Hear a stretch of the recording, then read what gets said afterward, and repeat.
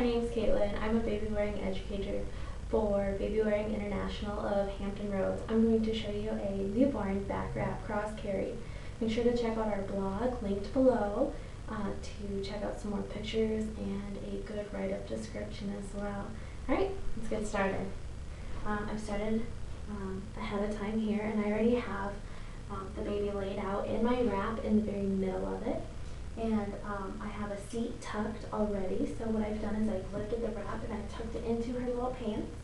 And what I'm going to do from here is I'm going to hammock her and I'm going to do a Santa toss, and that's how I'm going to get her on my back.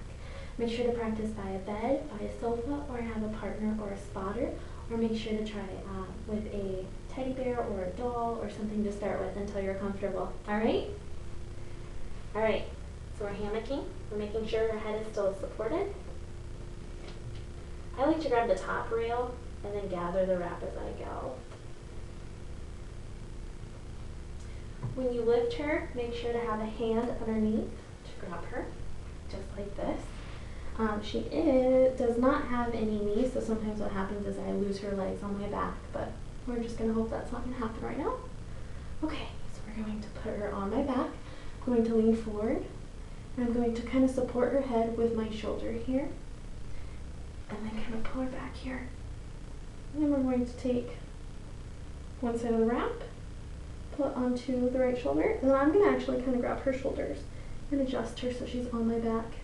So, you don't want to remove a hand off of her, so try to keep one hand on her as much as possible. But since she already has a seat, she's pretty secure in the wrap as it is, so sometimes I may just grab the two rails or the two passes here and just be kind of okay. But make sure to try and keep a hand on her at all times. So from here, we're actually going to bring the wrap underneath. You can put the wrap between your knees if you need to have one hand free but need to keep it tight. That's the best way to do it. So I'm going to switch hands. I'm keeping one hand on her, keeping this one underneath. From here, we're going to go ahead and make sure it's nice and tight. I'm going to grab kind of like the top rail here, top rail on this side, and then just kind of make sure it's nice and tight. Alright, we love this wrap carry because it kind of gives you a break once in a while. So I'm actually going to tie a knot at the chest, and if the first part was kind of strenuous for you, or if you're feeling a little winded, or if your stomach's starting to hurt, you can tie this knot here. You can kind of hold on to it. It is only one knot, so it does have the potential to loosen up a little, but you can kind of take a break. So the next two parts is probably the most difficult, but I like to start with this top one. You can start with either, but I like to work with the top one first. You're actually going to spread it out. You're going to flip it onto your arm so that it's nice and flat on your arm. And you're going to kind of push it and pass it on your back, and you're going to pass it to your other hand. And the goal is to get it as high on our back and as spread out. So, just like this, just like that. And then, you just want to kind of glide it up as much as possible onto her back. So from here, we're going to start working with tightening. So I like to work with the bottom rail first here. Get it where I want it on my arm as well. And you want this leg free, so you want to actually come over this leg. So, and then we want to start working with the top one, so you'll tighten that one.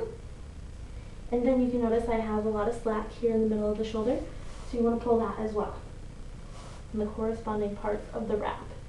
So my bottom rail got loose, so we can just tighten that again. And that is the first part. Now, when over here, we're going to gather the wrap like I have here, and then we're going to put it underneath the other leg. So, just like so. If, for some reason, you're feeling loose again, go ahead and just tighten. You can tighten what you need to. Just bring it under that leg. Okay. Put it between your knee for now.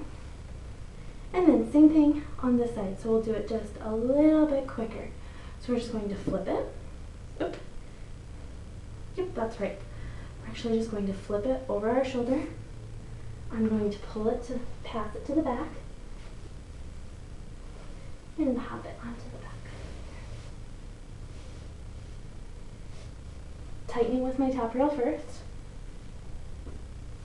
doing my second one next, and then pulling in the middle. Okay.